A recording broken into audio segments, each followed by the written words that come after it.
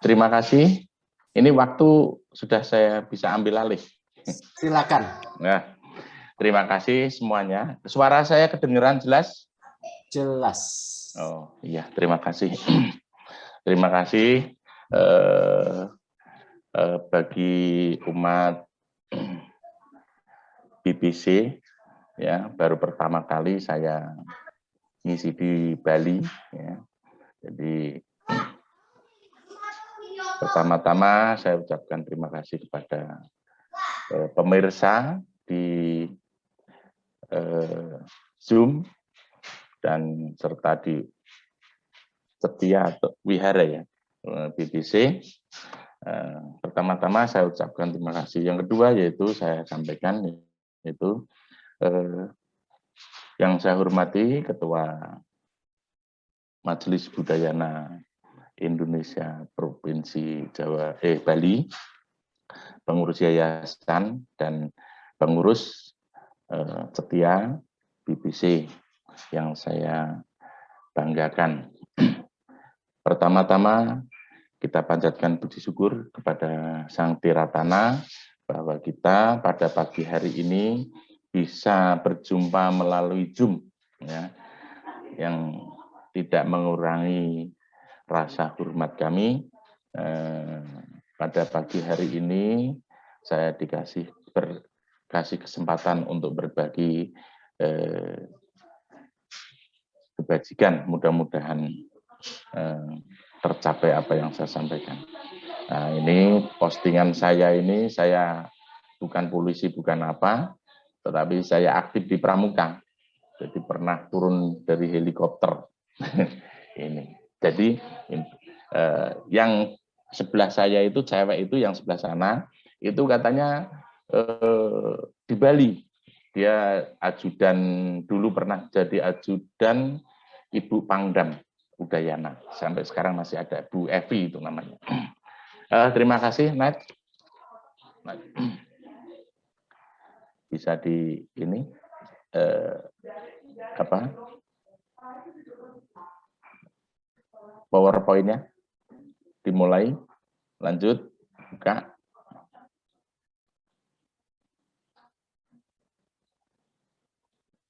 PowerPoint-nya bisa di ini, dibuka. Coba.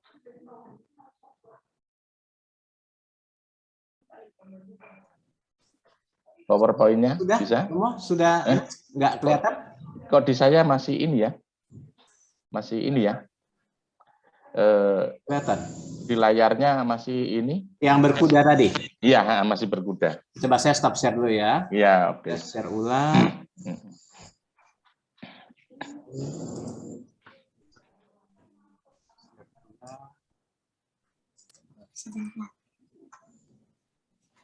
Sudah berubah, Romo? Masih? Loh. Apa?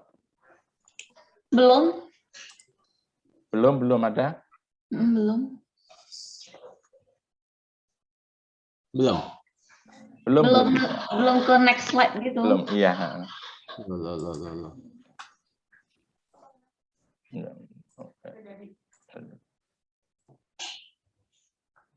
Sebentar ya.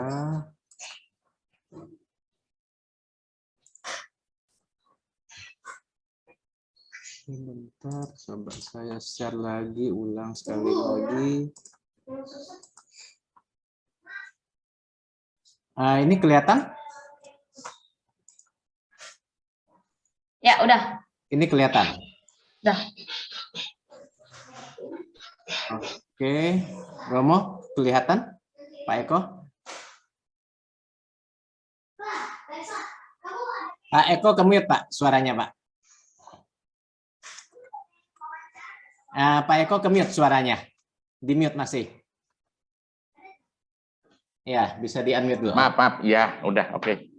Terima kasih. Terima kasih. Iya.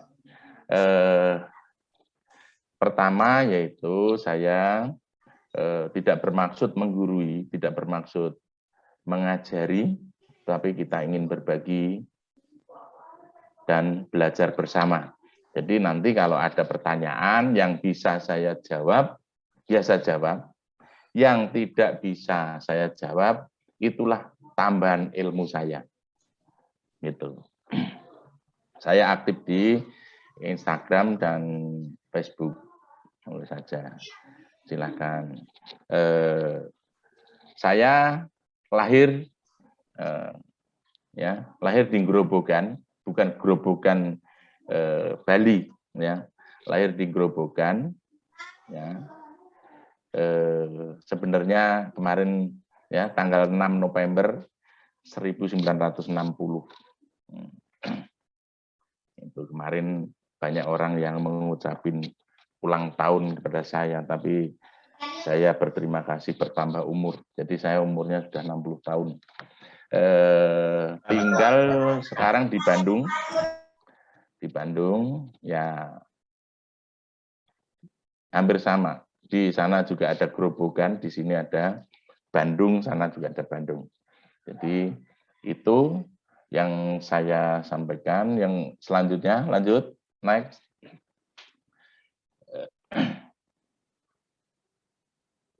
Next.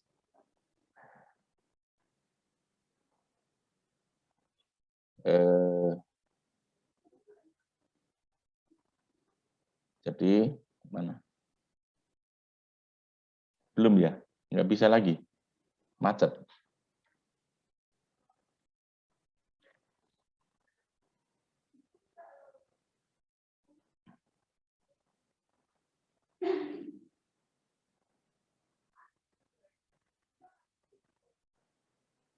Atasnya dulu sebentar.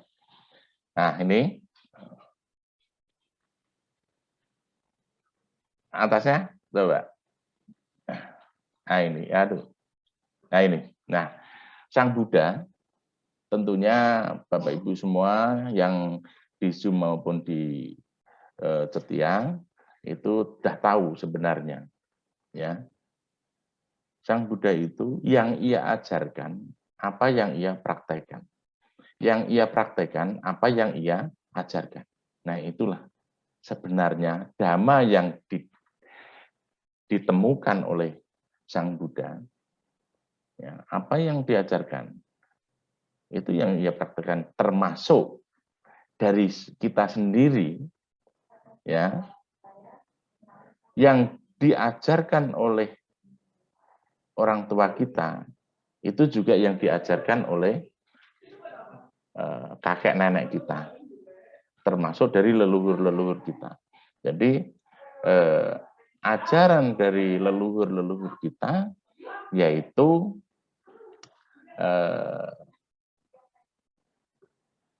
dhamma, ya, dhamma yang diajarkan oleh nenek kita, nenek moyang kita. Karena apa? Yang diajarkan adalah kebajikan. Seperti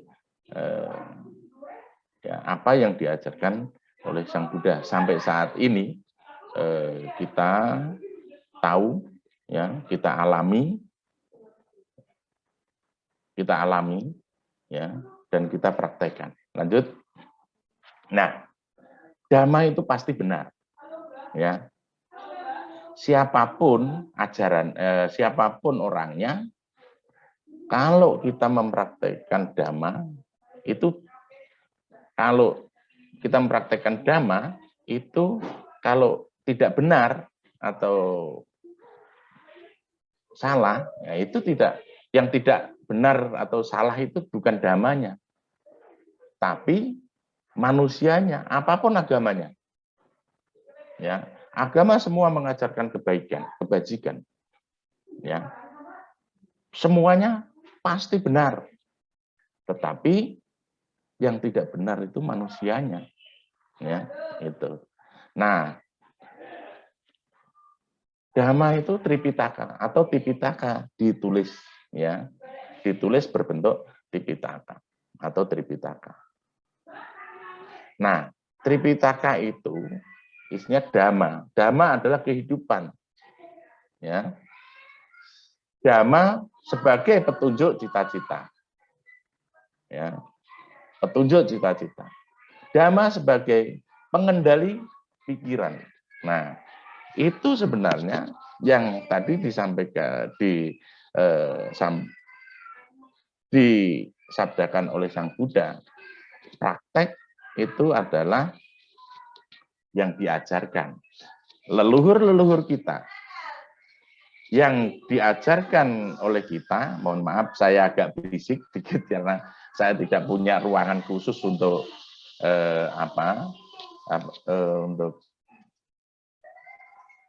untuk Zoom seperti ini terbuka dari saya, ya jadi agak berisik sedikit di bawah, rumahnya kecil ya. Jadi lanjut, jadi inilah Dhamma untuk kehidupan. Dhamma sebagai petunjuk cita-cita. Dhamma sebagai pengendali pikiran.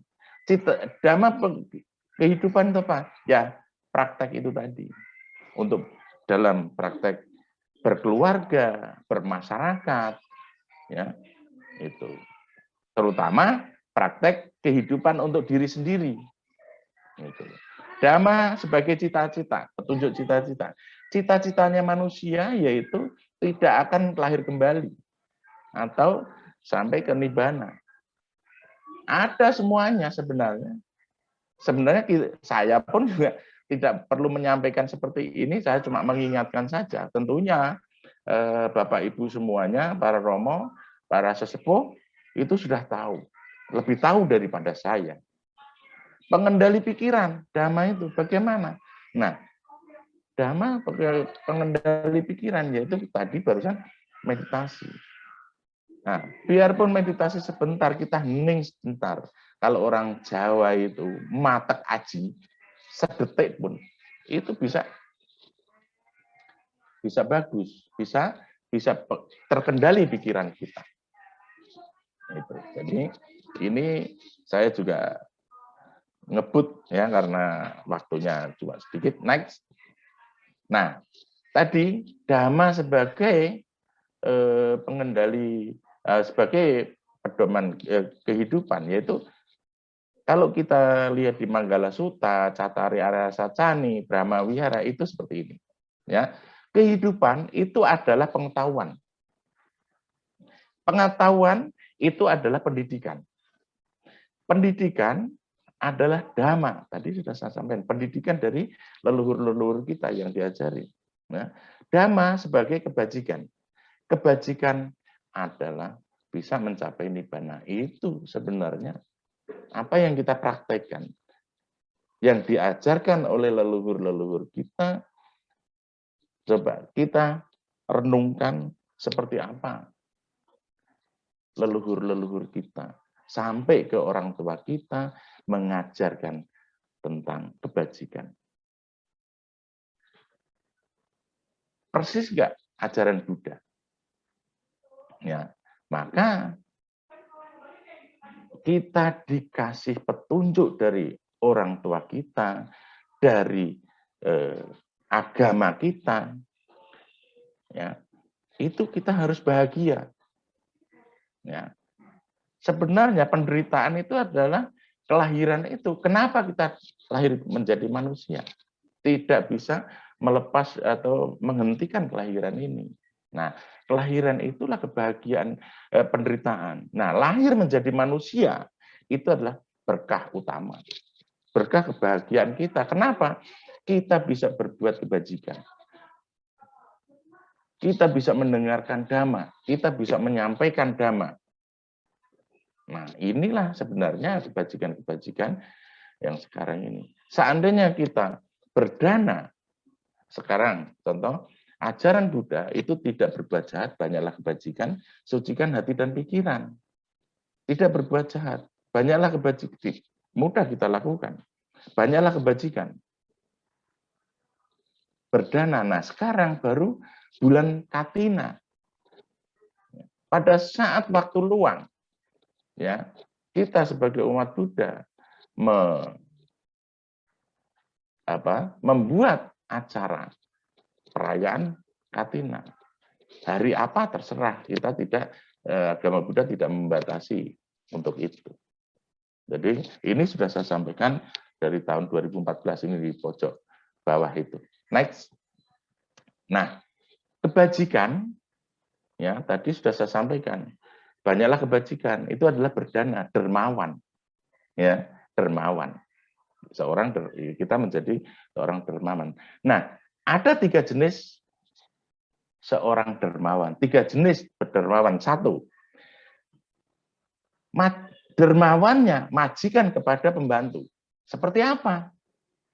Ya, yang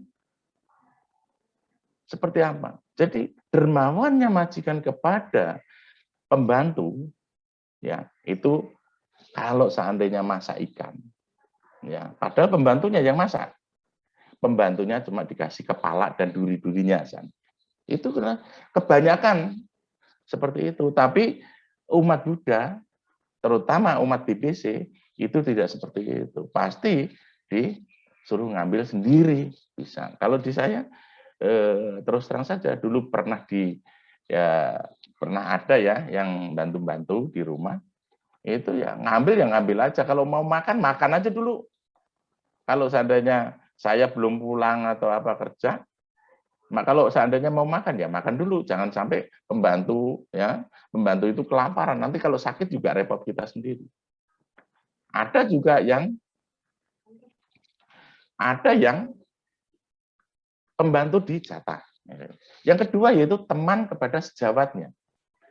Ya, saya ya baru kenal Pak Sumarlin seadanya. Maaf aja. Saya maaf tidak banyak yang kenal yang di sini, yang kenal tadi barusan kenalan sama Pak Sumarlin sama Bu Agnes.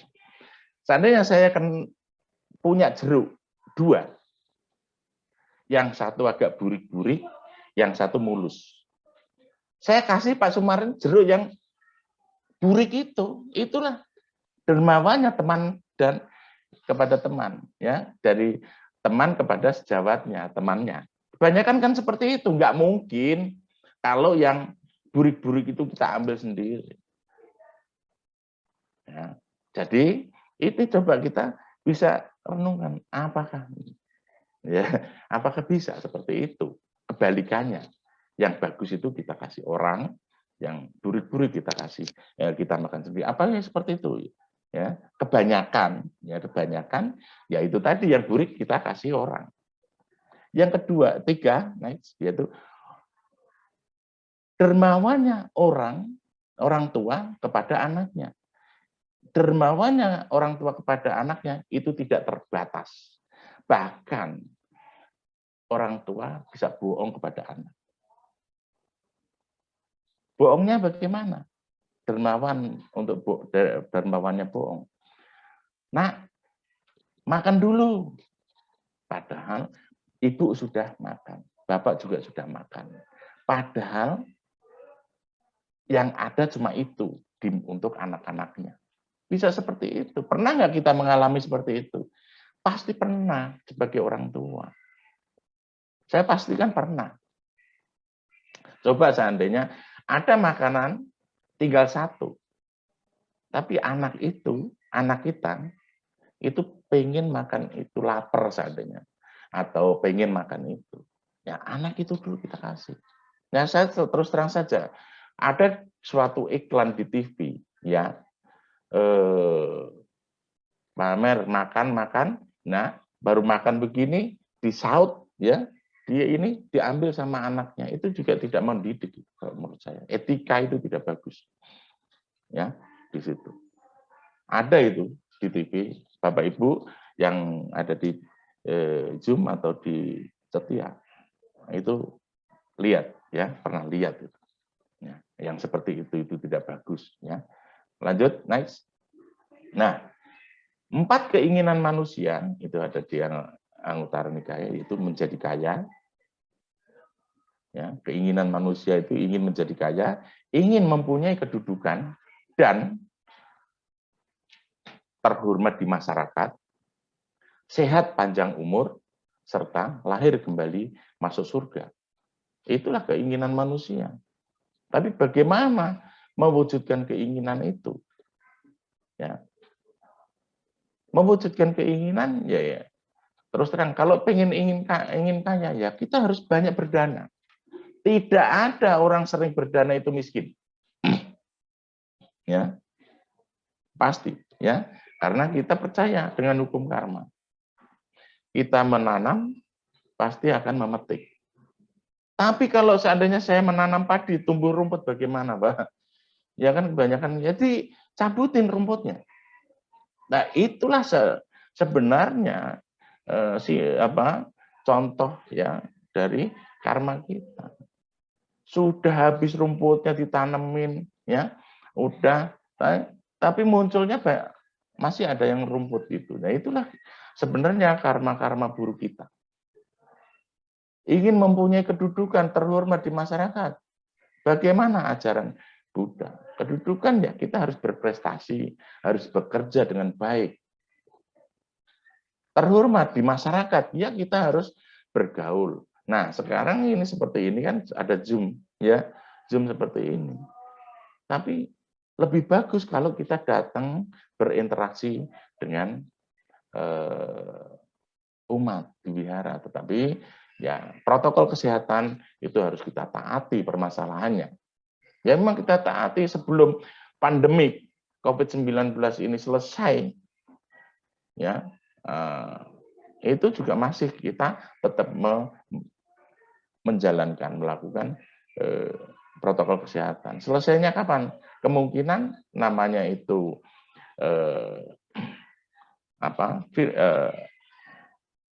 virus COVID ya, itu seperti saat ini juga demam berdarah, malaria itu juga tidak ada selesainya, tapi bisa diatasi. Mudah-mudahan negara kita bisa mengatasi COVID-19 dengan baik, sehingga masyarakat di seluruh Indonesia bisa beraktivitas dengan nyaman, sehat, dan panjang umur yang ditentukan. Ya sehat, panjang umur. Apa yang kita makan, ya itu yang sehat-sehat. Ya, supaya kalau badan kita sehat, ya, itu ya minimal bisa merealisasikan panjang umur itu. Lahir kembali masuk surga atau nibbana sekalian. Itu bagaimana caranya? Buddha tidak menjamin, tetapi Buddha menunjukkan apabila kalau kita kita melakukan ajaran Buddha tadi, ajaran Buddha itu bisa seperti Buddha, bisa mencapai nibbana. Itulah sebenarnya keinginan-keinginan manusia.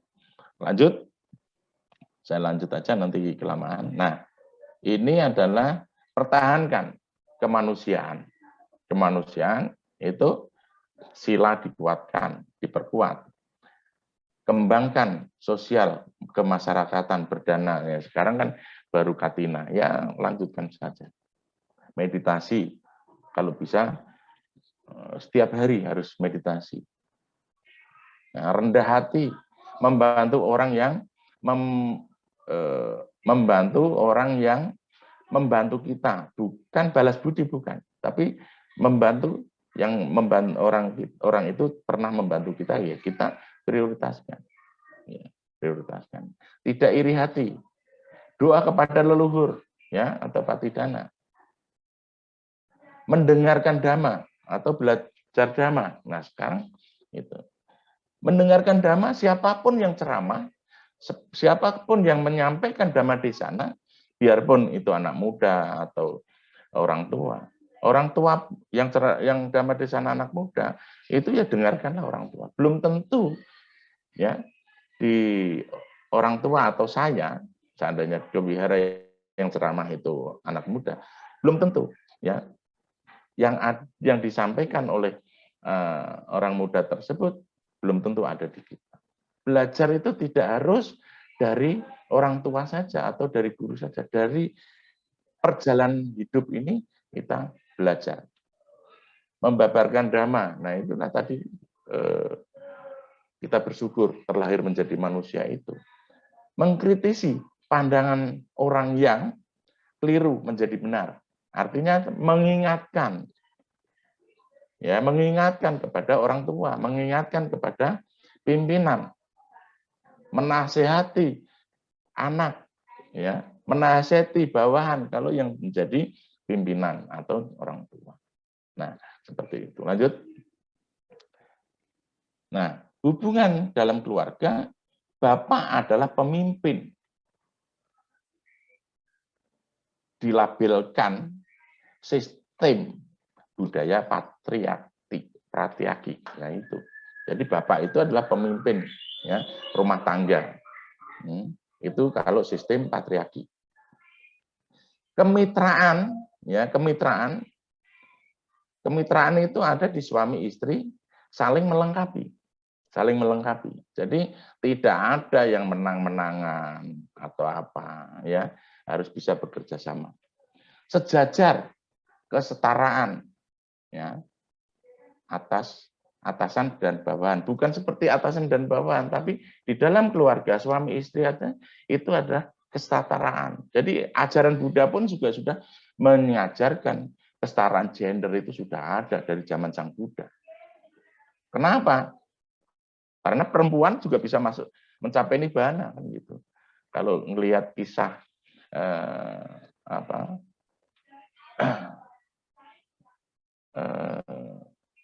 kisah dari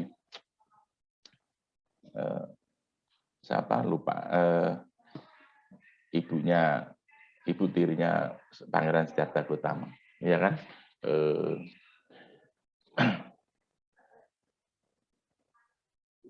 Ya, jadi kesetaraan. Jadi disitulah sebenarnya Buddha diingatkan oleh Ananda, apakah seorang wanita tidak bisa mencapai nibbana, ya, seperti itu. Jadi itulah sebenarnya. Terus istri bukan konco wingking atau orang dapur saja, tidak. Sekarang tidak, bukan. Jadi kesetaraan itu ada. Jadi anak istri itu juga kerjasama, mana yang sempat, ya, gitu. Mana yang sempat, bukan jatah-jatahan. Saling membutuhkan, melengkapi, yaitu mencintai. Itulah dalam keluarga. Next.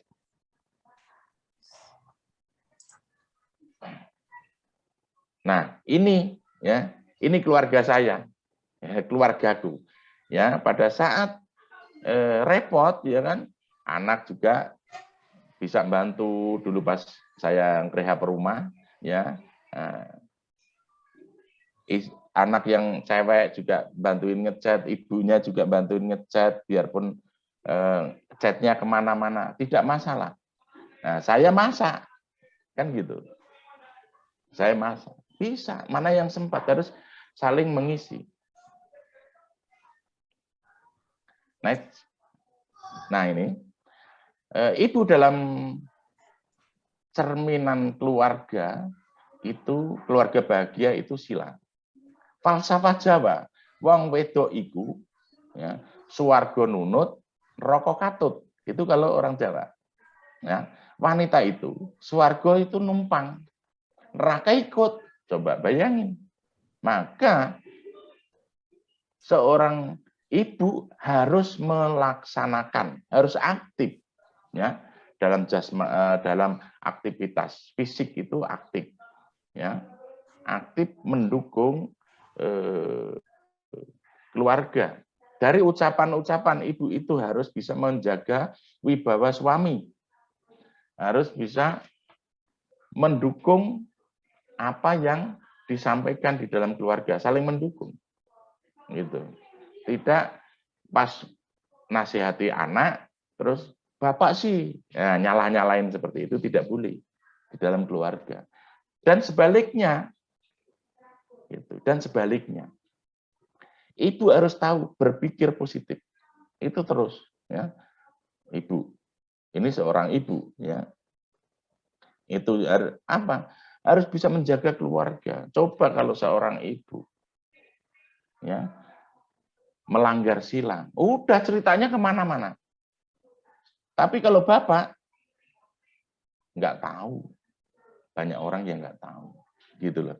Ini di dalam masyarakat sehari-hari itu seperti itu. Ya. Tetapi damai itu tidak mengenal jenis kelamin. Ya, damai itu tidak mengenal jenis kelamin. Sama, ya, di mata dhamma, di dalam hukum karma itu sama. Tidak seperti falsafah Jawa itu.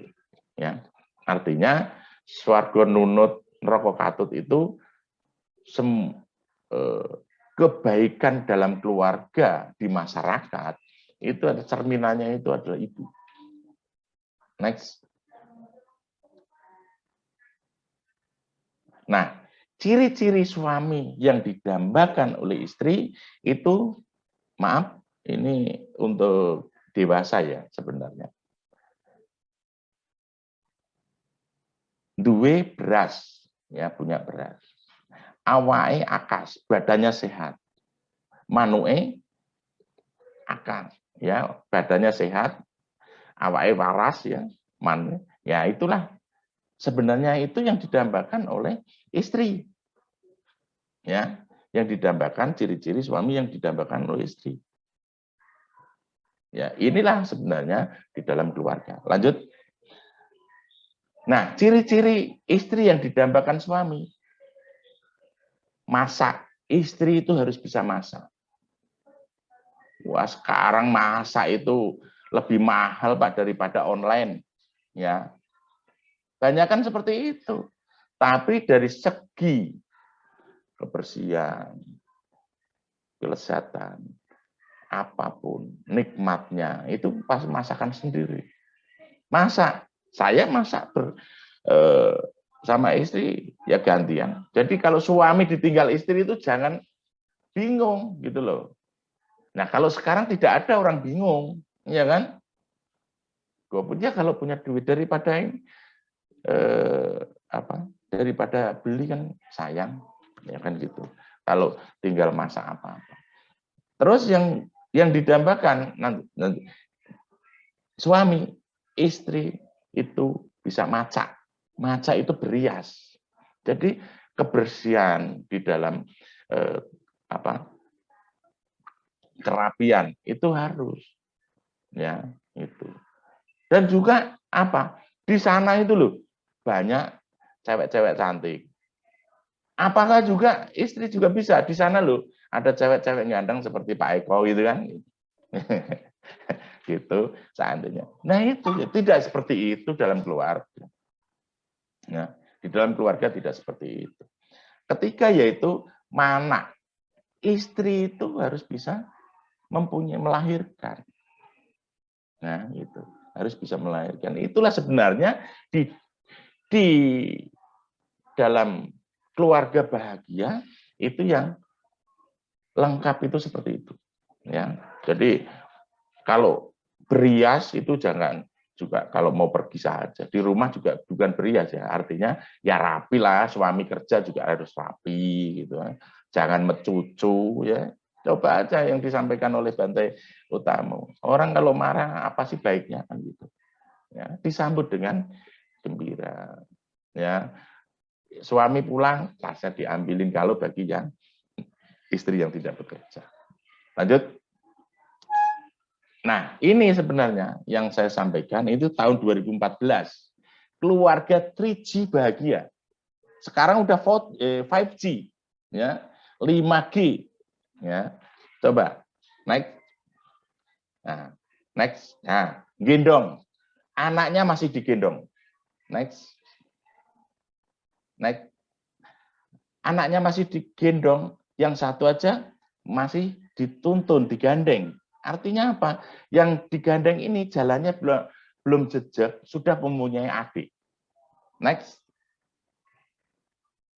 Lanjut. Nah, selanjutnya anaknya jalannya belum jejak, sudah mempunyai adik, belum bisa jalan.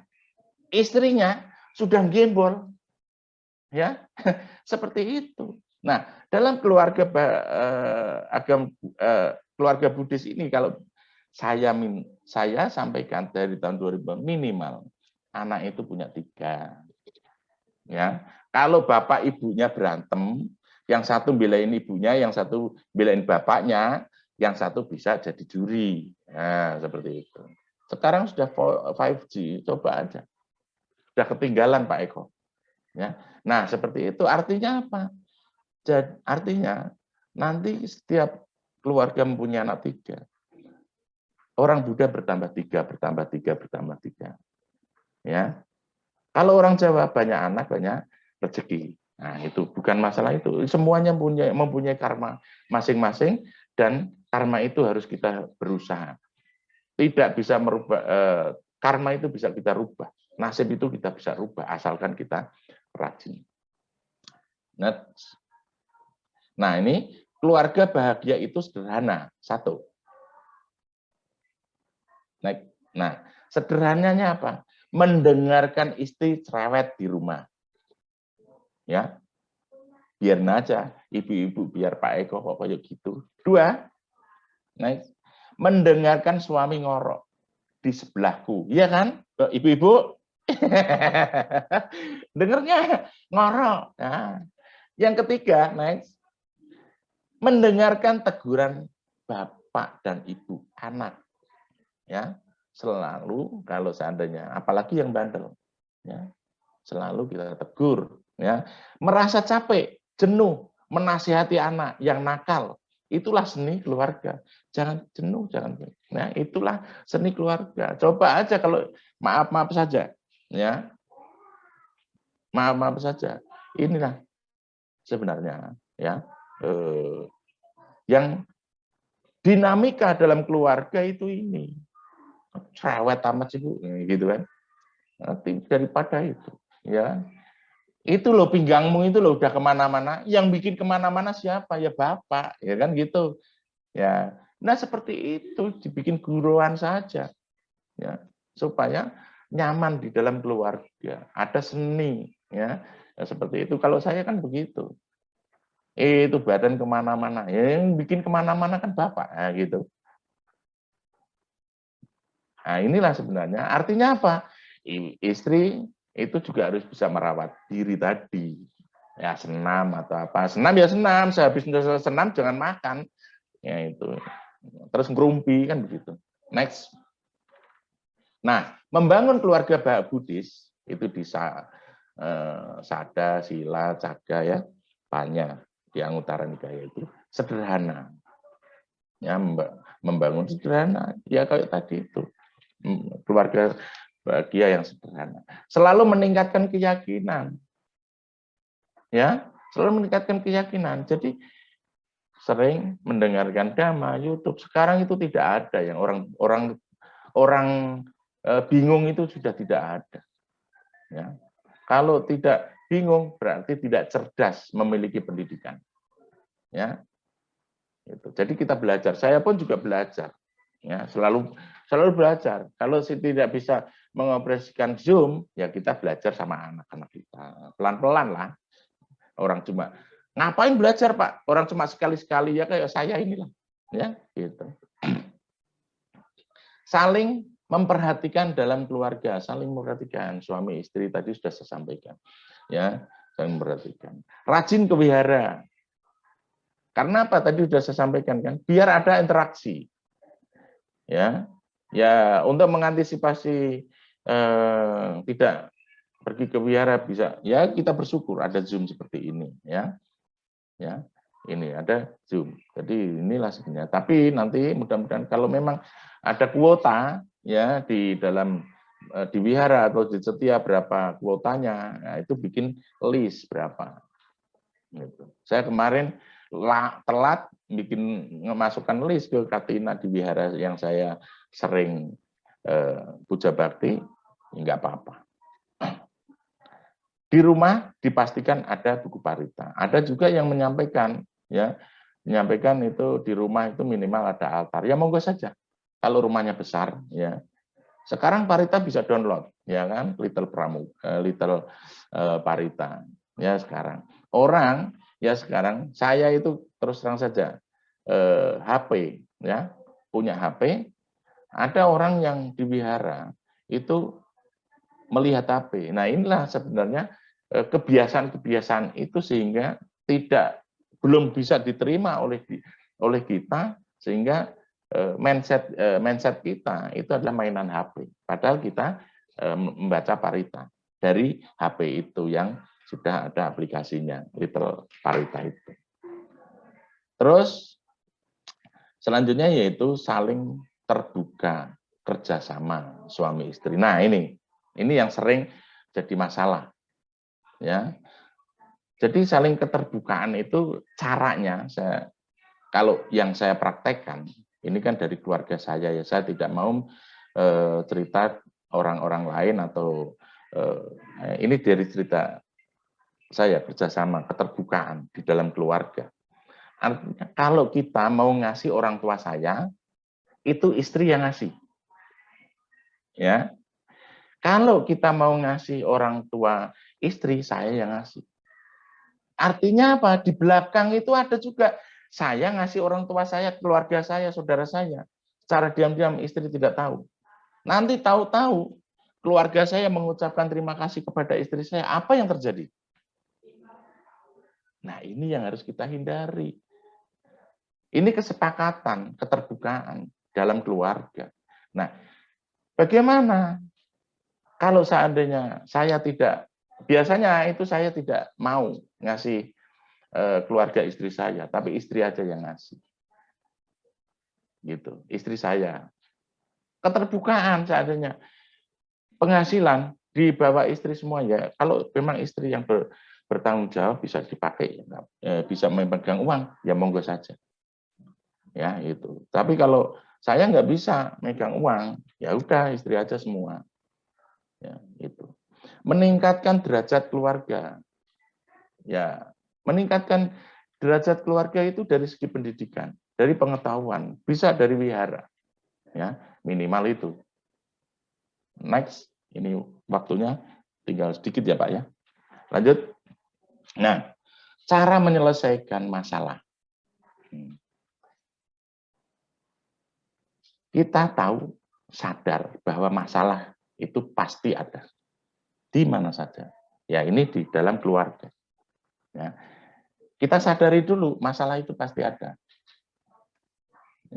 Ya, contohnya kalau kesandung masih pacaran saja, kenapa sayang, hati-hati. Nanti kalau sudah menikah, matanya kemana? Nah, kan gitu bisa. Nah, itulah masalah. Jadi yang kedua yaitu kita sadar. Ya masalah ini pasanganku. Seperti inilah pasanganku. Ya. Sadar, ya seperti inilah pasanganku gitu loh. Ya kayak istri saya sering ngecipris gitu kan, sesuai dengan nama saya, Eko. Eko itu elek akan ngomong, kalau ngomong 10 salahnya 12. Nah, ini apa yang saya sampaikan, kalau memang seperti itu, ya memang cocok dengan nama saya. Ya. Yang ketiga, kita sadar, ya seperti inilah pilihanku. Masalahku, tanggung jawabku. Masalah pilihanku. Masalah pasanganku. Kita sadari, itulah sebenarnya tanggung jawab kita. Tanggung jawab suami istri. Maka kalau seperti ini, ya utuh keluarga kita. Jangan sekali-sekali kita mengeluarkan kata-kata tidak baik. Ya, saya tidak mau mengatakan yang seperti apa yang ada di sana. Tidak baik. Pasti nanti akan muncul. Karena kata-kata kita pun juga akan dipengaruhi dengan kata-kata dan perbuatan kita. Itu akan dipengaruhi karma baik maupun karma buruk kita sendiri. Masalah jangan sampai keluar. Nah ini, ya. Masalah jangan sampai keluar. Artinya apa? Kalau kita mempunyai masalah, jangan sampai lebih dari 24 jam. Orang tua kita sendiri saja itu bisa menjadi kompor, Bapak Ibu. Ya enggak? Nah, itu. Orang tua kita sendiri saja bisa menjadi kompor pepecahan keluarga kita. Cari, ya, cari orang yang memang benar-benar bisa mencari solusi. Ya, kepada biku, pada romo, ya. Oh, kalau punya suami kayak gitu mah udah selesai aja. Tidak seperti itu. Karena seperti itu siapa yang milih? Ya kan? Kita harus sadar tadi itu. Monggo silakan, ya. Masalah harus selesai, tidak boleh dari 24 jam. Bagaimana caranya tadi? Anak juga jangan sampai tahu. Anak aja tidak boleh tahu. Apalagi orang tua kita. Bagaimana cara menyelesaikan masalah suami istri? Diselesaikan di tempat tidur. Mau tendang-tendangan, mau apa, pada saat itu harus selesai. Dan juga harus ada yang ngalah. Biasanya kalau saya, istri saya yang ngalah. Ini saya kenapa saya ngomong langsung terus terang itu di dalam keluarga. Saya tidak mau keluar dari keluarga saya. Ini karena keluarga saya cerminkan. Saya banggakan, benar. Keluarga bahagia tidak ada sebahagia keluarga saya. Begitu cita-cita itu. Ya harus begitu. Masalah diselesaikan di tempat tidur, ya itu kan. Coba kalau nggak percaya praktekkan. Dan juga harus ada yang salah. Namanya salah itu minta maaf. Itu harus ada yang ngalah salah satu. Kalau memang suami atau ada salah satu yang salah, ketahuan salah, ya itu harus minta maaf. Nah, seperti itu. Harus yang ada merasa salah, ngalah. Ya, kalau salah, ketahuan salah, ya udah. Kalau tadi sudah saya sampaikan, kita kalau ngasih uang lewat belakang keluarga saya, ketahuan istri, siapa yang salah? Tahu kan istri? Ya kita minta maaf. Nah, seperti itu. Next. Nah, yang perlu kita perhatikan, sekolahkan anak kita di sekolah yang memfasilitasi agama Buddha. Memfasilitasi agama Buddha itu di negeri ada guru agama Buddha. Di wihara, sekolah minggu. Kalau seandainya di sekolah anak kita tidak ada guru agama Buddha, bagaimana? Diajak ke sekolah minggu. Ini, jangan menyuruh anak kita ke wihara. Nah, mengajak anak kita ke wihara.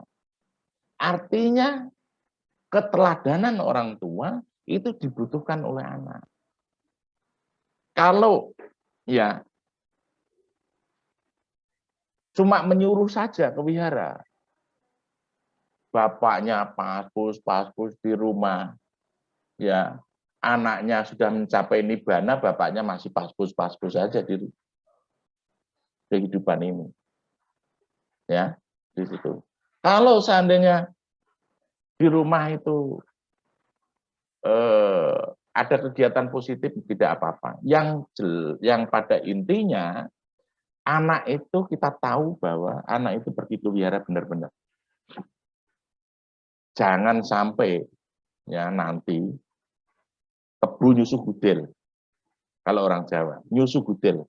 Jadi kerbau itu nyusu anaknya. Jangan. Ya kita milih ke sekolahan yang benar, yaitu tadi. Anak saya di Bandung, sekolahnya tidak ada guru agama Buddha. Kita harus rajin mengajak anak ke wihara. Kenapa ini saya sampaikan? Karena saya diajak anak saya ke wihara. Padahal anak saya itu dulu saya masih aktif jadi pegawai, rajin saya ajak muter seluruh Jawa Barat ini pergi ke wihara. Tetapi tanya, Pak besok ke wihara enggak? Hari Kamis gitu. Hari Jumat, Bapak capek deh. Lama enggak ke wihara? Gitu. Padahal lama tidak ke wihara itu yang ke wihara yang sering kita ikut puja bakti. Padahal dia ikut Bapak pergi itu, bapaknya pergi itu ikut ke wihara-wihara itu. Ini tip, ini yang saya bikin itu seperti itu. Jangan menyuruh anak kita ke wihara. Misalnya saya diajak anak kita ke wihara, Tapi artinya wihara yang sering ikut puja bakti. Next. Jangan mewariskan anak cucu kita kebencian. Jadi pendendam itu jangan. Ya, itu. Terus gerakan 1 menit panas dasi. Pagi namaskara dan meditasi. Jadi kita bangun tidur, belum kemana-mana, itu minimal 1 menit saja. Hening sebentar untuk mengawali kita beraktivitas. Ini hampir saya lakukan setiap hari. Jadi bangun tidur nggak usah kemana-mana dulu. Ya, kita meditasi sebentar. Syukur-syukur bisa lama meditasinya. 1 menit kalau 1 minggu sudah berapa kita bisa terkonsentrasi, bisa terkonsentrasi dengan baik aktivitas kita sehari-hari. Ya, gitu. Maka orang Tionghoa itu ada sembahyang tikong di depan. Saya ada di depan. Biarpun saya enggak orang Tionghoa, itulah budaya. Budaya leluhur kita harus kita lestarikan. Agama tanpa budaya lenyap. Gitu. Jadi kayak Namo Tassa Bhagavato Arahato dialunkan seperti budayanya ini. Ya. Versi apa? Versi Sri Lanka. Ya nggak masalah. Dengan adanya dari Thailand seperti ini. Ya nggak masalah juga, sama. Malah lebih mudah yang dialunkan itu. Orang muda mengingat itu kan nyanyi. Ya kan itu. Jadi Namo Tassa Bhagavato Arahato sama Sambuddhasa, itulah budaya. Nah, kalau tidak ada Namo Tassa Bhagavato Arahato sama Sambuddhasa, itu tridharma. Hafal. Gitu. Jadi itu saya seperti ini. Lanjut. Nah, terus ini. Sekolahkan yang terbaik. Sekolah yang terbaik itu adalah keluarga. Di dalam keluarga, anak bisa ngomong, bisa apa, itu dari kita. Maka kondisikan anak kita dengan baik.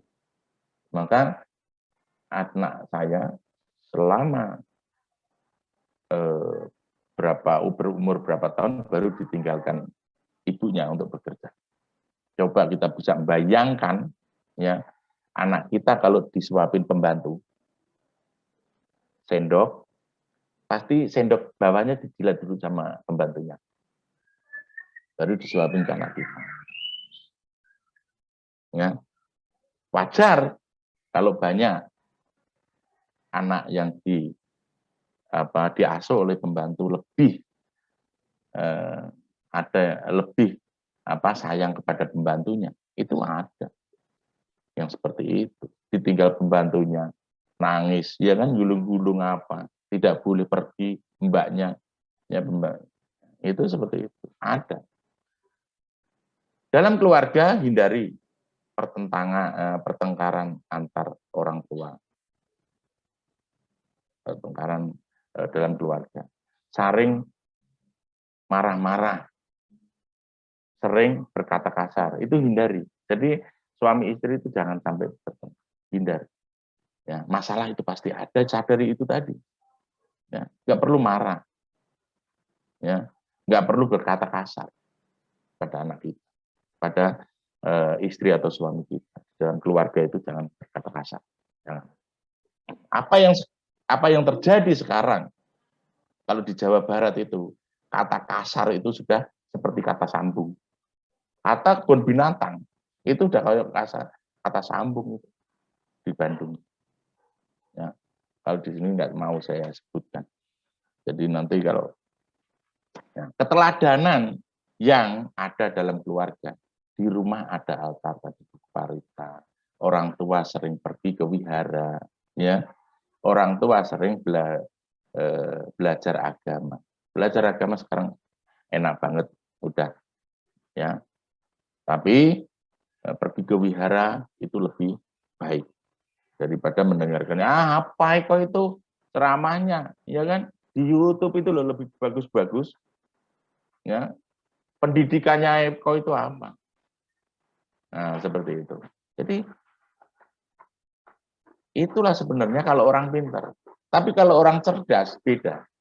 Nah, di situ bisa memilah-milah. Sekecil apapun pengetahuan itu akan bermanfaat untuk kita semua. Lanjut. Ini banyak banget ya. Duniawi sebagai pindahnya keyakinan. Percintaan, itu hati-hati anak-anak kita.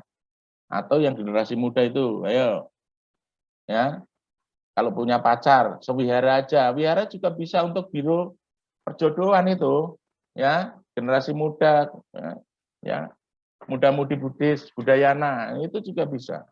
Ya, itu. Banyak yang kecantol itu sewihara. Ya, komunitas kita bentuk. Ya, komunitas. Kalau ada acara-acara banyak penting, komunitas itu juga kita perlu. Ya, bahan-bahannya keperluannya belanja di orang Buddha sendiri. Ya, belanja di orang Buddha supaya dapat ya yang punya toko orang Buddha kasih diskon kalau yang belanja orang Buddha. Tapi ya jangan banyak-banyak, tetap untung tetap ngambil. Tapi kalau sudah dikasih diskon juga jangan ngomong-ngomong orang lain. Diem aja, nanti bangkrut itu. Ya, tokonya. Nah, seperti itu. Pendidikan tadi sudah saya sampaikan. Bisnis, kepedulian itu penting. Ya, sekarang ini kan baru maraknya kepedulian, ya, baksos kesonok sini penting juga berdana. Nah, dhamma tidak terbatas, mau berdana peduli kepada siapapun, baru apapun, ya itu penting. Nah ini peduli kepada apapun, pansen. Saya ingatkan Bapak Ibu, kalau pansen jangan burung perit Bapak Ibu. Kalau Bapak Ibu masih makannya nasi, ya. Kalau makannya nasi, saya ingatkan di Jawa Barat sudah saya ingatkan itu semua. Karena burung perit itu makannya padi. Nah kalau padi dimakanin burung perit, ya lumayan itu burung perit itu kalau makan. Saya terus terang saja, saya kan juga orang tua saya petani, jadi makan padi ini nunggu padi itu nggak bisa ngomong, teriak-teriak. Ya, burung silakan burung, ya, tapi jangan burung emprit karena itu hama. Artinya kita pansen hama itu, Bapak Ibu. Ya memang dia itu menderita di situ, ya biar nanti. Lebih bermanfaat yang lainnya. Banyak kan burung emprit itu kan dijual untuk anak-anak mainan aja.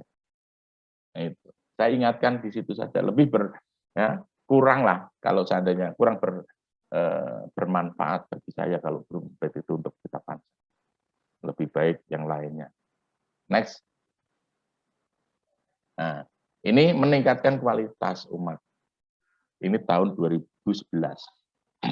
Realita umat Buddha sampai saat ini. Nah, satu.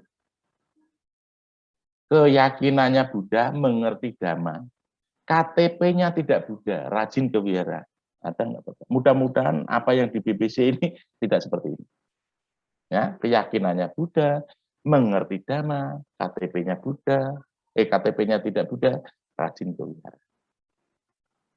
Next, 2. Keyakinannya Buddha, mengerti Dhamma, KTP-nya Buddha, tidak rajin ke wihara. Ini mengerti Dhamma, tidak rajin ke wihara. Ini biasanya Bapak Ibu. Ini orang-orang pintar. Ngapain ke wihara? Siapa yang ceramah? Harusnya saya yang ceramah di wihara atau di setia itu. Ya kan begitu, seperti itu. Kebanyakan. Kalau saya, siapapun yang ceramah, kalau memang mau ke wihara, ya ke wihara. Nggak mikir saya ceramah, itu siapa. Pasti ada manfaatnya, ada hikmahnya. Seperti itu. Lanjut. Keyakinannya Buddha, tidak mengerti Dhamma, KTP-nya Buddha, tidak rajin ke wihara. Ini Buddha KTP. Next. Keyakinannya Buddha, tidak mengerti Dhamma, KTP-nya Buddha, rajin ke wihara. Ini biasanya cek canggu, cung cek ke wihara. Ya, itu. Lanjut. Yang kelima yaitu keyakinannya Buddha, mengerti Dhamma, KTP-nya Buddha, rajin ke wihara. Ini bisa saya pastikan Bapak Ibu pemirsa di Zoom dan di Setia BBC. Mudah-mudahan seperti itu. Ya, coba ini. Lanjut. Mari kita berdoa. Yang tata gata. Tuhan yang Maha Esa, semoga apa yang saya perbuat dan saya peroleh selalu membawa berkah kebahagiaan yang dapat bermanfaat bagi keluarga saya dan masyarakat. Nah, itu doa bermanfaat kepada keluarga. Apa yang saya hasilkan, apa yang kita hasilkan bisa membuat sehat, bahagia keluarga kita. Artinya, apa yang kita peroleh bukan hasil dari pencurian, bukan hasil dari korupsi. Itu akan bisa bermanfaat keluarga dan masyarakat. Kita bisa melihat karma baik ataupun karma buruk kita. Apabila masyarakat melihat kita, kita juga bahagia, kita bahagia auranya di keluarga kita, di masyarakat. Baik maupun buruk. Itulah sebenarnya kalau secara simpel mau melihat karma kita, itu seperti itu aja. Ya. Jadi itu yang dari saya. Terima kasih. Nah, apa yang saya sampaikan mudah-mudahan bisa bermanfaat untuk kita semua.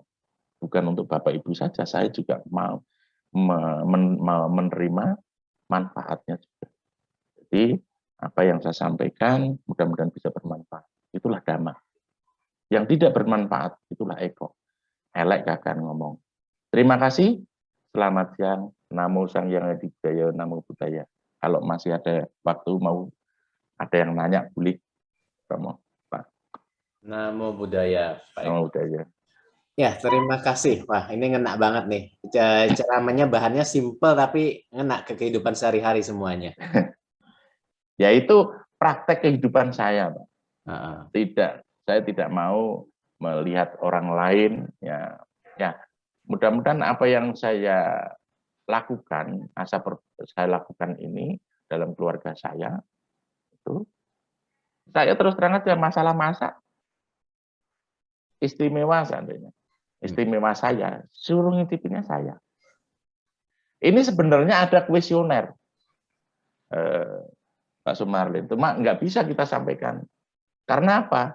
Karena harus terpisah, ada satuan terpisah istri-istri, suami-suami. Ada itu. Sampai di mana kuesioner itu? Kesetiaan, perhatian kepada suami, istri pada suami, suami kepada istri. Sampai di mana kerjasama dalam keluarga. Itu ada kuesionernya sebenarnya. Nah, ini biasanya yang tidak, yang nilainya buruk itu, perhatian suami istri ini, yang nilainya buruk itu orang yang aktif, orang yang dalam arti orang-orang karir, ya bisnis apa itu banyak kan. Sehebat apapun beliau, kalau memang masih jadi aktivitasnya tinggi, itu jarang sekali memperhatikan suami atau keluarganya. Itu nanti bisa untuk koreksi. Ya mudah-mudahan nanti ada waktu, ada apa, saya bisa kembali untuk melanjutkan kuesioner ini, tapi dengan catatan yang pesertanya harus satu pasang, gitu. Itu lebih bagus. Biarpun pendidikannya tinggi, kalau memang aktivitasnya tinggi, tidak pernah di rumah atau apa, itu yang kebanyakan orang-orang yang seperti itu, yang kurang perhatian sama keluarga. Nah, ini nanti bisa untuk mengevaluasi keluarganya. Gitu. Terima kasih. Siap ada yang mau bertanya atau waktunya sudah cukup, monggo saja, manut. Oke, saya buka kesempatan mungkin kepada teman-teman yang ada di BBC. Mungkin ada tanggapan atau pertanyaan. Silakan di Zoom-nya di unmute dulu, Ninda.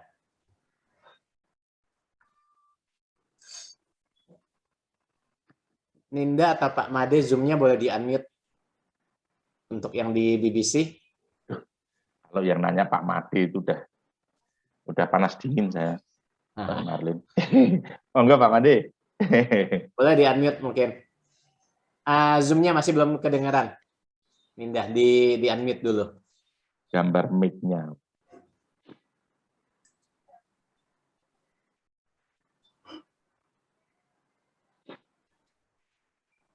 Oke, silakan kalau ada pertanyaan dari BBC.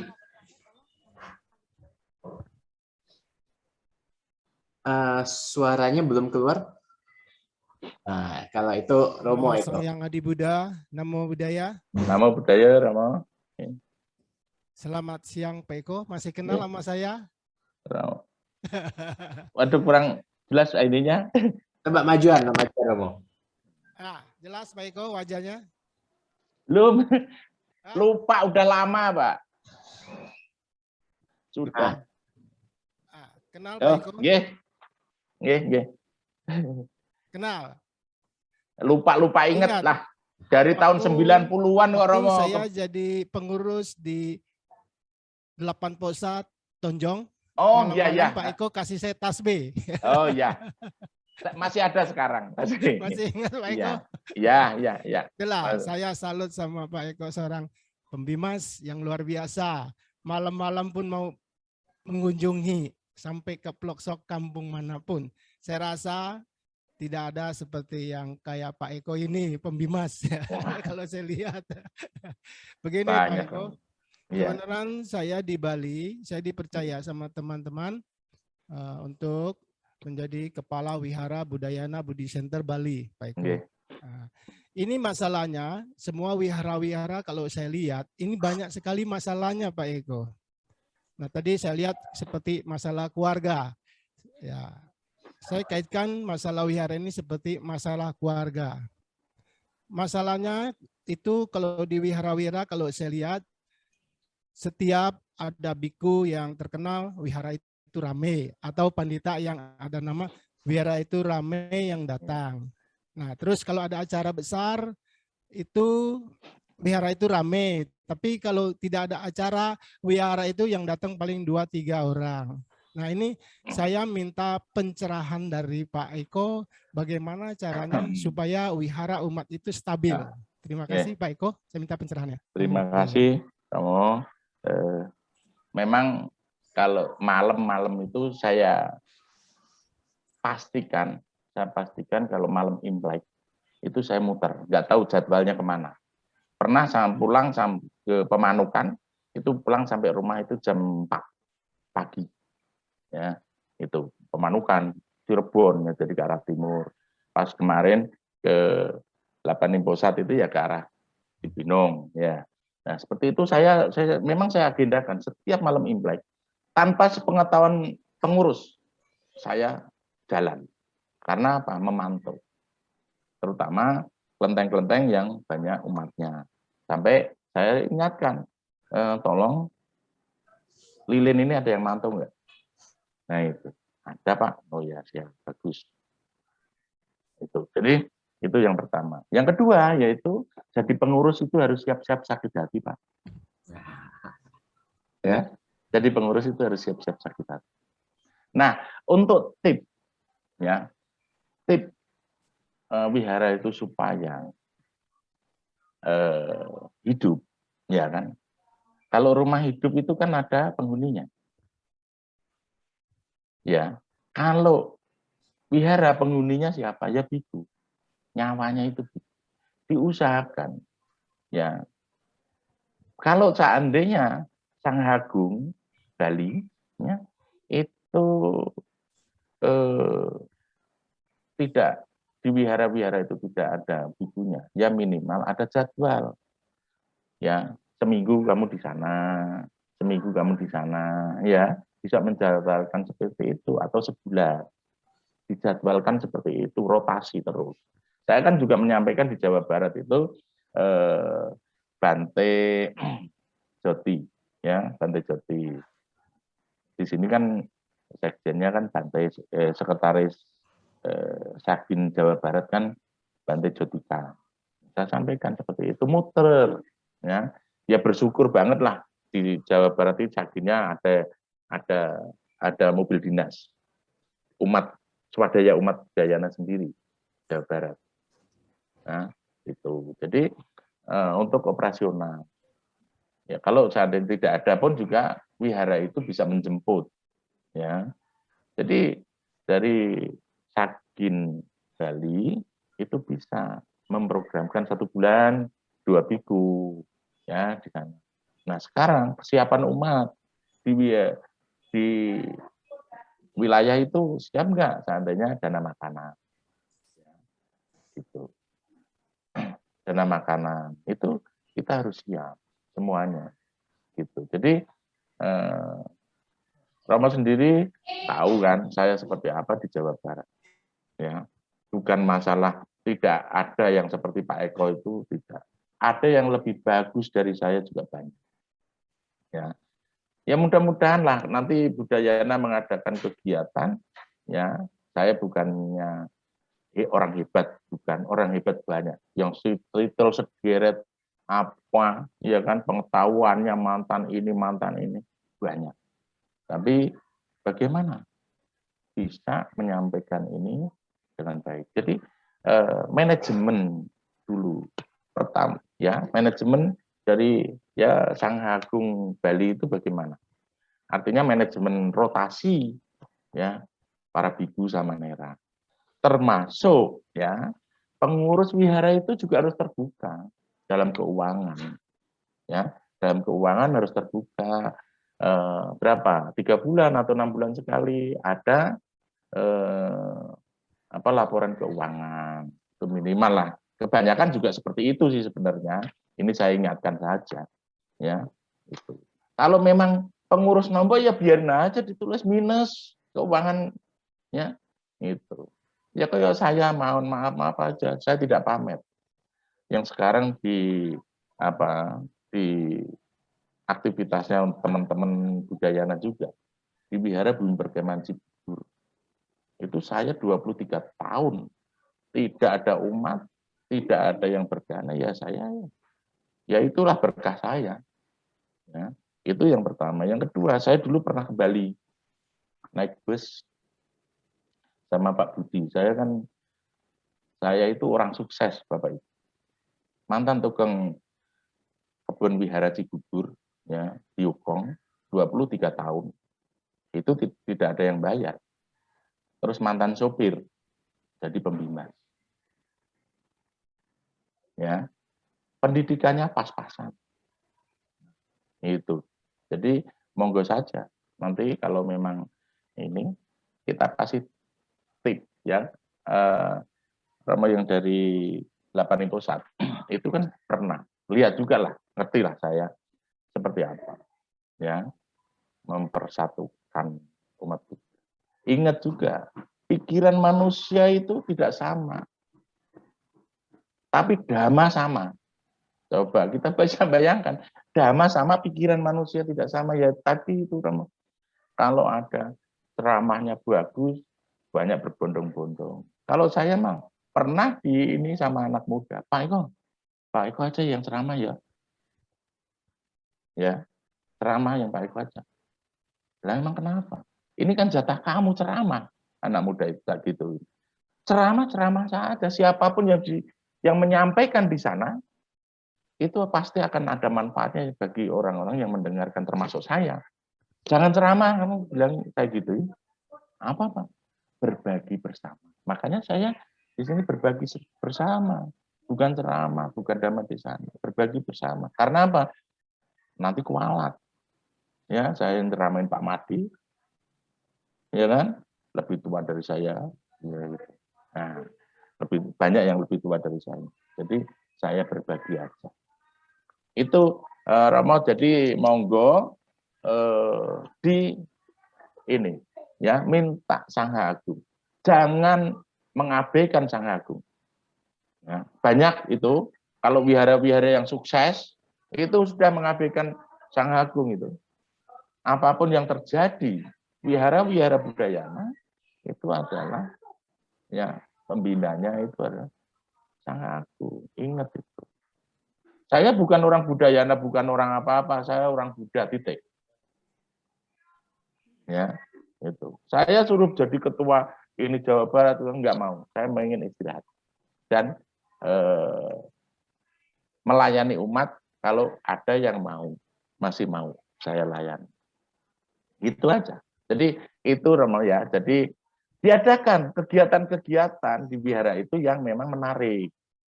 Ya, seperti ya pemberdayaan wihara. Itu dari dulu kan tahu tuh Romo ya. Kalau saya mau mengadakan pemberdayaan wihara, diadakan kursus apa bikin kue. Supaya apa? Nanti wihara ada acara, oh saya nyumbang kue yang kemarin diajarkan. Kan ngirit. Gitu loh. Potong rambut, salon, siapa yang punya salon. Ngajarin umat di situ. Minimal motongin suaminya, anaknya itu nggak bayar. Kalau seandainya bikin kue, ya itu juga wihara seandainya orang nggak mampu yang bikin kuenya enak, ya wihara nggak mampu, wihara ada bahan kasih. Kalau seandainya enak bisa dititipkan ke toko-toko. Syukur-syukur umat Buddha punya toko kue dititipin sana. Nanti toko kue ngoreksi, ini kurang begini, bungkusnya kurang bagus, kurang manis seperti yang jualan. Nah seperti itu. Ajarin nata bunga pas bunga supaya wihara tidak beli juga bisa ngirit. Ya, nah, kegiatan-kegiatan menarik di wihara itu juga penting. Sebelum ada kegiatan kan puja bakti dulu. Nah, seperti itu. Jadi ini harus kegiatan-kegiatan yang menarik itu penting Romo di wihara. Tidak harus biku ceramah yang bagus ini. Jadi ingat manfaat pergi ke wihara itu salah satunya itu ini enggak ada ya. Saya punya sih sebenarnya. Meningkatkan persaudaraan. Meningkatkan keakraban persaudaraan. Meningkatkan keakraban persaudaraan. Sudah akrab, kalau sering ke wihara menjadi akrab. Wihara juga dijadikan tempat konsultasi bisnis, konsultasi keluarga. Bisa. Konsultasi apa saja. Maka di situ ada pelayanan umat. Nah, enggak setiap hari juga enggak.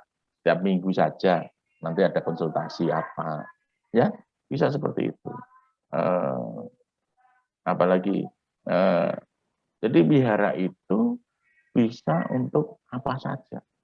Diadakan kegiatan-kegiatan menarik. Lomba-lomba menghadapi Waisak. Sekarang ini kan yang rame itu kan Katina, rayakan Katina. Ini. Ya, itu. Kita nggak usah pusing, Pak. Wihara cuma 1-2, masih bersyukur ada umat. Daripada wihara tidak ada umatnya. Ya sekarang kan juga banyak. Wihara berdiri di mana-mana, tapi umatnya itu saja. Ya, kita layani dengan baik. Ramah tamah dari pengurus, tegur sapa itu dari pengurus, itu penting. Jangan menyalahkan umat, ya supaya umat itu rajin ke wihara. Kalau seandainya ada umat yang lama enggak ke wihara, ditelepon, ditengokin. Kalau yang sakit dijenguk, ya, yang kekurangan dibantu. Sentuhan-sentuhan dari pengurus wihara maupun pengurus budayana itu diperlukan. Jangan disentuh orang lain baru ya bingung. Nah, itu kita openi. Kalau orang Jawa bilang openi umat kita sendiri. Bimbing. Itu Romo. Ya silakan ada. Terima kasih Pak Eko atas pencerahannya. Mudah-mudahan membantu Romo. Itu sih. Namo Buddhaya, Pak Eko. Romo, masih ada waktu barangkali sedikit nih. Nah, dengan Pak Made nih. Romo Pak Made. Pak Eko, saya ini ingin bertanya ini untuk barangkali Pak Eko bisa memberikan ya pertimbangan. Saya sekarang umur saya udah 75 jalan Pak Eko. Nggih. Saya udah berumah tangga selama hampir 46 tahun sekarang. Istri saya umurnya 66 tahun. Anak pertama saya 48 tahun, dia sarjana pertambangan, tinggal di Sulawesi. Anak kedua arsitek, tinggal di Denpasar. Anak ketiga itu dia pariwisata, Pak Eko. Jadi semua anak saya sudah berkeluarga dan punya cucu. Kemudian satu lagi yang masih ada ini, anak saya belum berkeluarga. Kemudian yang sering ada di pikiran saya ini Pak Eko, saya itu nggak pingin panjang umur. Padahal orang sering mendoakan supaya panjang umur. Nah inilah pikiran saya seperti aneh seperti ini Pak Eko. Nah akhirnya sejak saya pensiun, saya memutuskan pelayanan. Saya keliling wihara-wihara, terutama wihara-wihara yang baru merintis. Saya paling senang di sana. Untuk saya pikir ya ada sedikit barangkali saya bisa bantu gitu Pak Eko. Ya kurang lebih ini pikiran-pikiran saya yang kadang-kadang nggak ingin panjang umur ini Pak Eko. Ya itu aja Pak Eko. Kurang lebih ya saya terima kasih sama Pak Eko. Terima kasih Ramadi, Pak Madi. Jadi saya sebenarnya cuma ngasih masukan saja, tidak bisa ngasih apa-apa. Jadi mohon Pak Madi bisa mengikis pikiran-pikiran yang tidak ingin umur panjang itu. Ya, kita sadari bahwa karma itu tidak begitu saja, Romo. Ya, tidak begitu saja. Karma itu ditorehkan tidak tahu kapan kita mempunyai karma ini. Ya. Jadi sudah ada mau umur panjang, mau umur pendek. Semua itu sudah karmanya masing-masing. Enggak jaminan Romo yang muda itu akan lebih panjang. Yang sakit itu akan segera meninggal. Itu tidak. Ya. Itulah sebenarnya kalau kita Pak Madi, Romo Madi itu bisa menyadari, tentunya lebih bisa menyadari daripada saya sebenarnya, itu karma kita masing-masing. Jadi mindset, ya pikiran-pikiran yang tidak ingin umur panjang itu ya tidak bisa kita pungkiri, itu ada, tapi karma berbicara lain. Jadi kita berusaha Romo, nanti kalau ini kikis saja karma-karma pikiran-pikiran yang seperti itu. Ya, itu. Jadi kita bisa membayangkan kalau seandainya mohon maaf kalau tidak ingin umur panjang, ya tidak dipenuhi dengan kesadaran. Ya bersyukur Romo penuh dengan kesadaran. Jadi, nah penuh dengan kesadaran ini, kesadaran itulah kesadaran yang umurku tidak pengen panjang ini, itu harus kita kikis, kita hilangkan. Kita kurangi supaya kita juga selalu berpikir yang baik, berpositif. Ya maaf saja kalau orang yang berkeinginan umur pendek ini kan tidak bagus. Gitu loh Romo. Tidak bagus kalau menurut saya. Umur ya sesuai dengan karma kita saja. Kita syukuri Romo bisa umur bisa mencapai berapa? 70 itu. Sebentar lagi 80. Monggo saja. Jangan ya itu tadi penderitaan itu kan isinya kan tua, sakit, mati. Itu saja Romo. Jadi nanti kalau Romo menginginkan seperti itu nanti akan menumbuhkan penderitaan. Ya, menumbuhkan penderitaan. Maka kita selalu tadi Romo, kita berpikir positif, berusaha berpikir positif itu melakukan panas dasi. Pagi namaskara, bangun tidur nggak usah kemana-mana dulu. Udah bangun tidur biarpun ini ya ilernya masih ada di sini nggak masalah. Ya, yang tidak bikin masalah itu apa? Hati kita. Pikiran ini yang bikin masalah. Makanya pikiran kita sinkronkan. Awali itu dengan bangun tidur panas dasi, pagi namaskara. Kenapa saya ciptakan ini? Ya, karena di Jawa Barat itu ada. Untuk di agama lain itu ada untuk seperti ini. Ya, saya apa? Ajaran Buddha itu tidak berbuat jahat, banyaklah kebajikan, sucikan hati dan pikiran. Tidak berbuat jahat, banyaklah kebajikan, itu mudah kita lakukan, itu karena fisik, ya, materi kita bisa lakukan. Tapi sucikan hati dan pikiran itu dengan meditasi. Nah, kalau kita pagi hari sebelum beraktivitas, kita sudah meditasi dulu. Jadi menyatukan hati dan pikiran kita ini supaya kita selalu bijak apa yang kita lakukan. Contoh, ya orang buka toko, buka, ya sapu dulu depan toko, bersihin. Habis bersihin, sembahyang tikong bagi yang mau. Ya, itu penting. Ya, leluhur gantian itu penting. Jadi ini yang harus kita lakukan. Nah, Raumati harus bisa ya menyadari itu. Ya, orang itu tidak bisa akan terhindar dari tua, sakit, mati. Ya. Nah, dari sekarang Romo juga sudah beraktivitas ya pelayanan kemana-mana. Bagus itu Romo, nggak apa-apa. Kayak saya dulu bercita-cita udah ada SK, yang saya utamakan itu adalah wihara-wihara yang terpencil. Artinya terpencil itu di pinggiran-pinggiran Jawa Barat.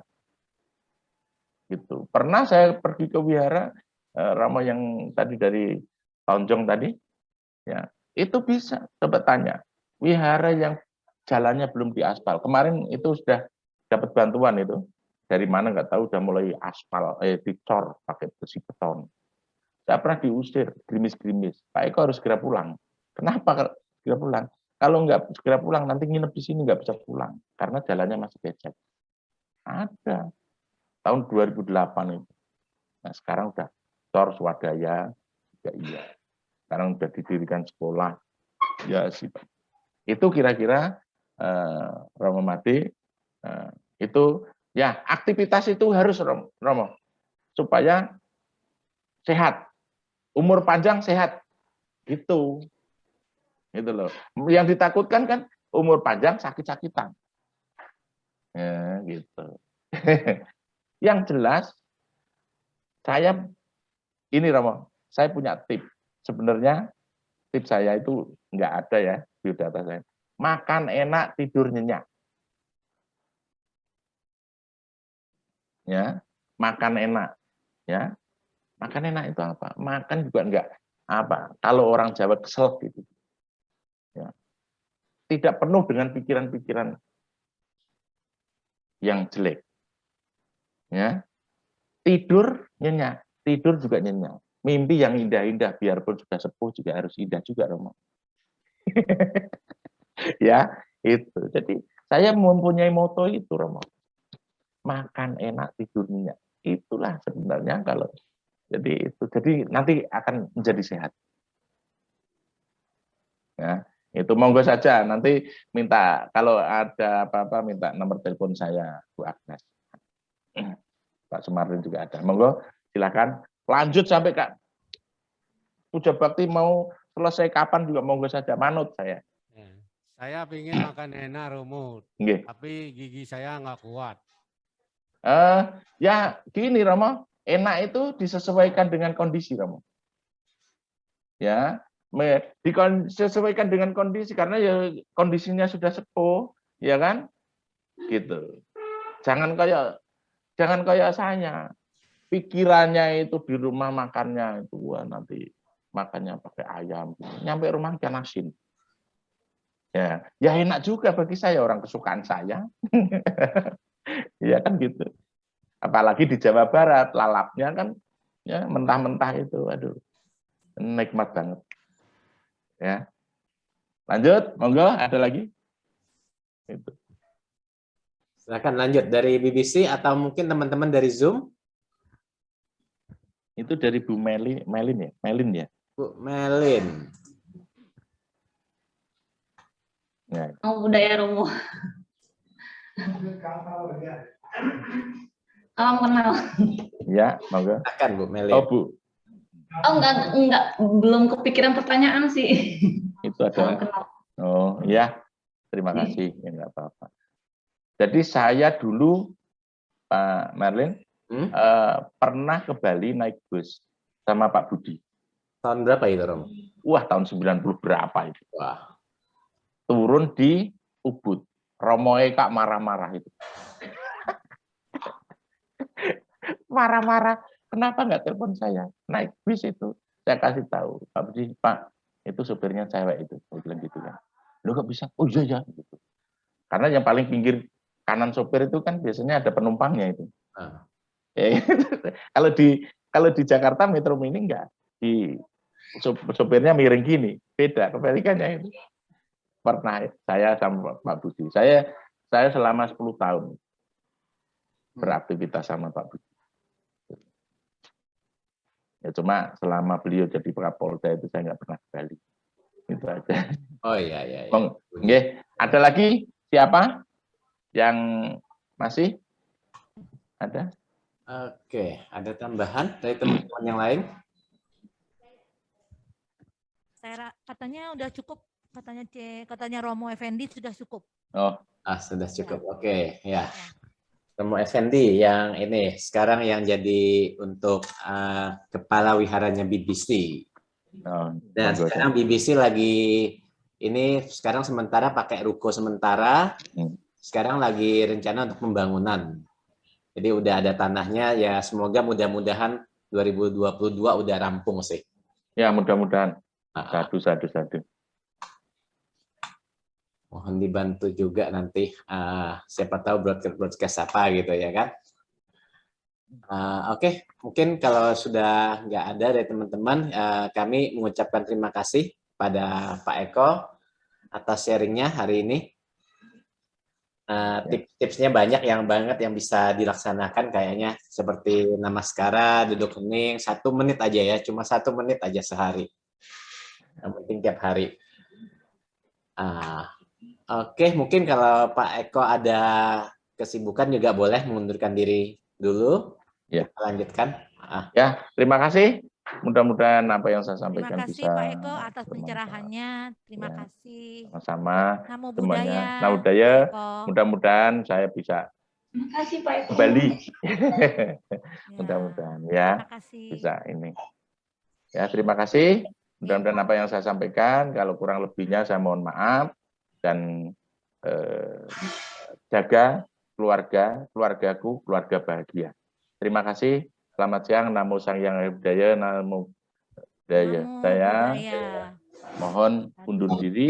Monggo dilanjutkan. Mudah-mudahan wihara BBC segera terwujud